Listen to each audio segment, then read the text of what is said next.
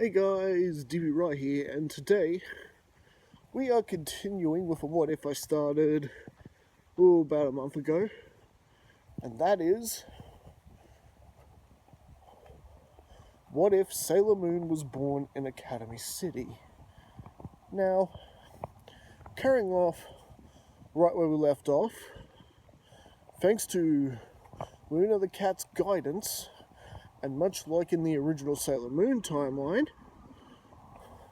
Usagi Tsukino has identified and awakened Sailor Mercury, aka Ami Mizuno, and, well, after nearly losing to the Dark Kingdom's monster, who happened to be a bit more powerful than its original counterpart from the Sailor Moon series, due to them being in Academy City, where Esper powers and sorcerers running around is all the rage going on in that city.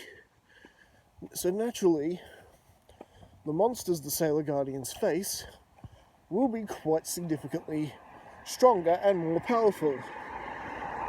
And so,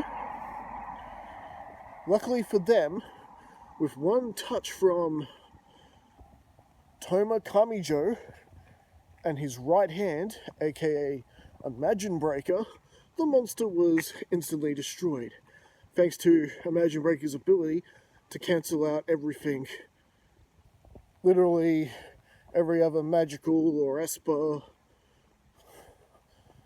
supernatural like power. And Ami is a bit more curious about this guy, while Usagi's more or less surprised that Tuxedo Mask wasn't around this time.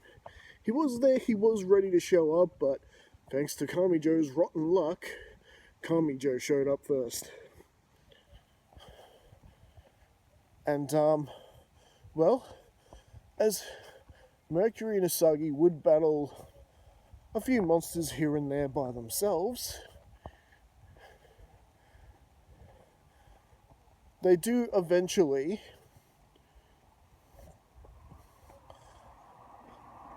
go through the event that was known as the episode The Demon Bus,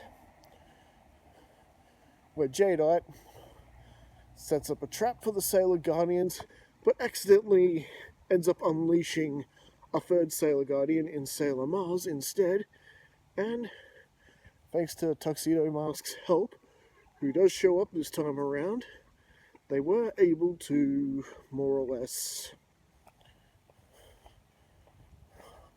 put a stop to those plans and get back to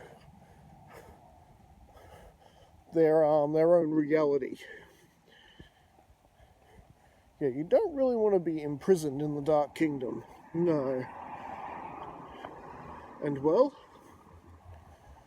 life has gone on, except Ami Mizuno has decided to directly confront Kamijo, her using her brains in order to track him down, and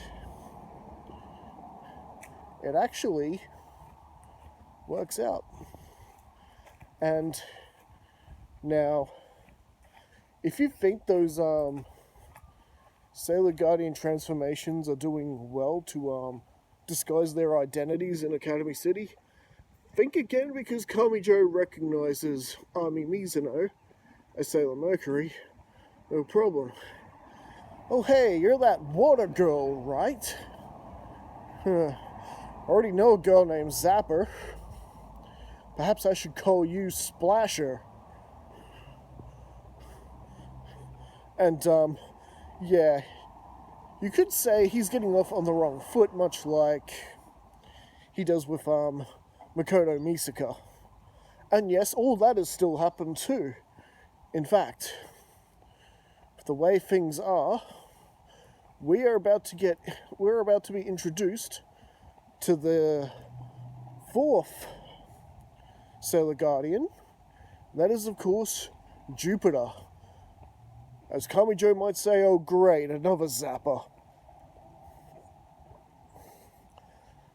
And, well, she meets Usagi much like she does in the original, help, preventing her from being hit by a car and attacked by a bunch of no good hooligans, depending which timeline you're watching or reading.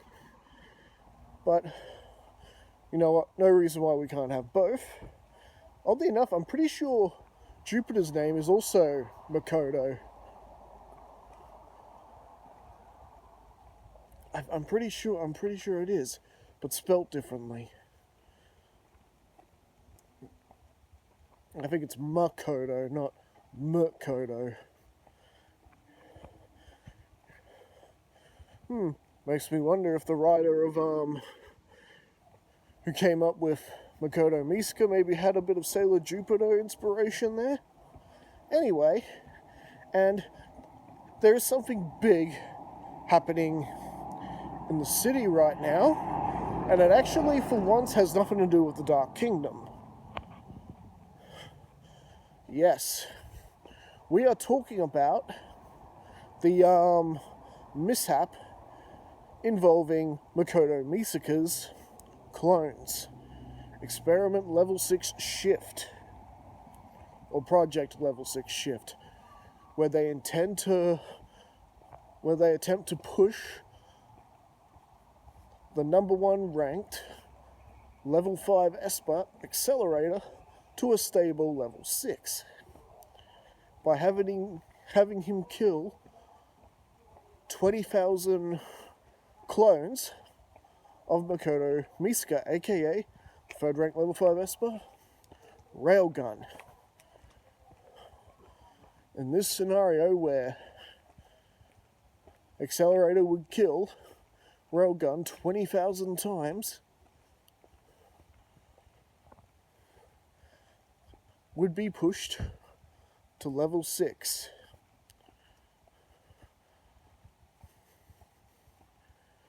Definitely a mad science project gone wrong. Of course, Gensei Kihara is behind this.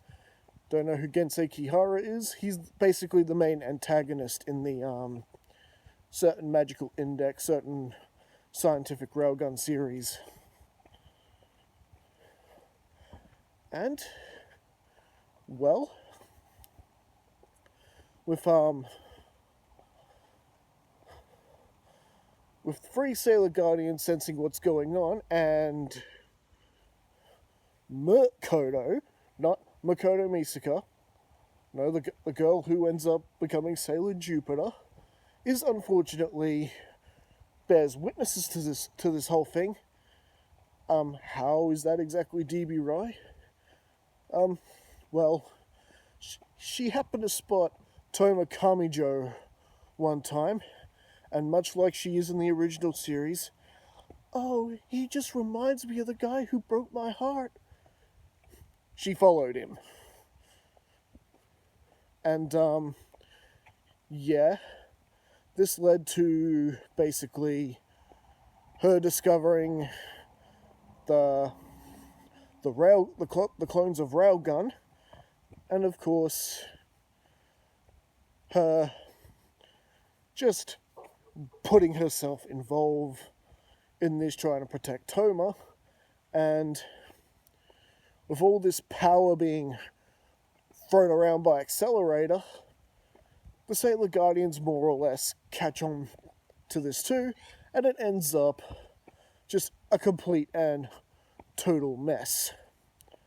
And basically, with them getting involved with Toma's eventual fight with Accelerator, and Sailor Jupiter awakening her powers, basically it means that Accelerator doesn't have a chance at this point. You can't beat Toma Kamijo because of his right hand, his Esper abilities having no effect on him, and with all these girls running around, it's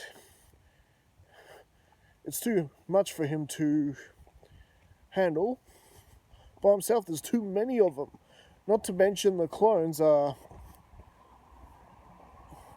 disrupting the wind, just like in the original when they power up the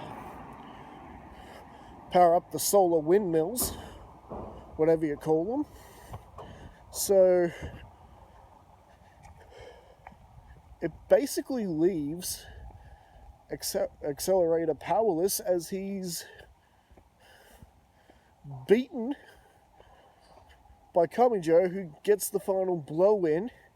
And, well, hang on, if DB isn't it if Kamijo gets help, they wouldn't shut down the experiment?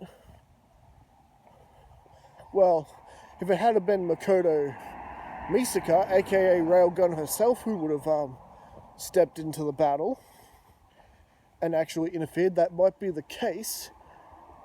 But as far as they could tell, the Sailor Guardians aren't really all that powerful, especially not in comparison to Accelerator.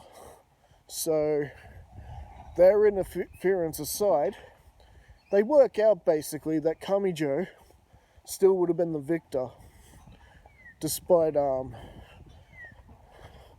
interference. And so, with that settled and the Railgun clones relocated to another institution, of course an institution, a hospital, that is under the protection of Heaven Chancellor. Heaven Chancellor, a name of a very talented doctor who is basically, as long as you're breathing, he can save you and keep you alive.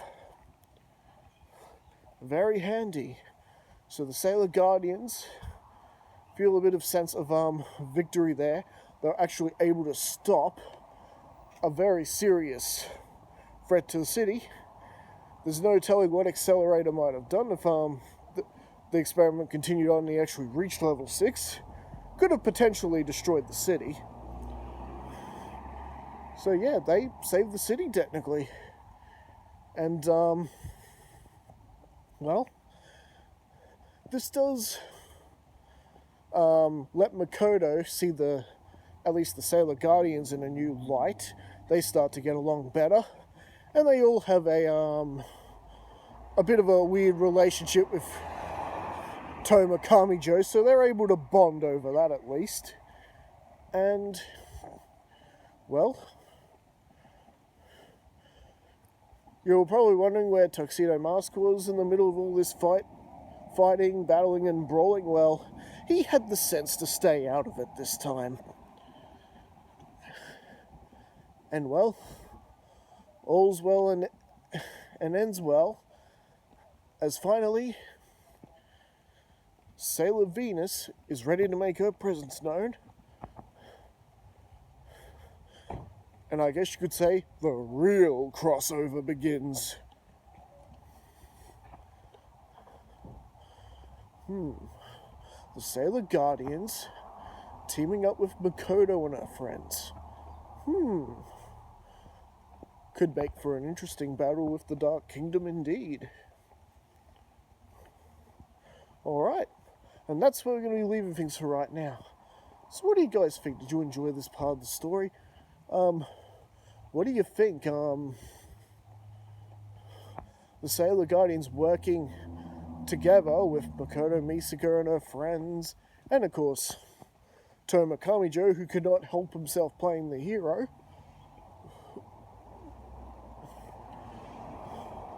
Not to mention, we haven't even introduced Index yet. We haven't even met Index yet in this point of the story. Which, when I write the next part, I must remember to include her. Alright. Catch you later. Till next time. Don't forget to like and subscribe.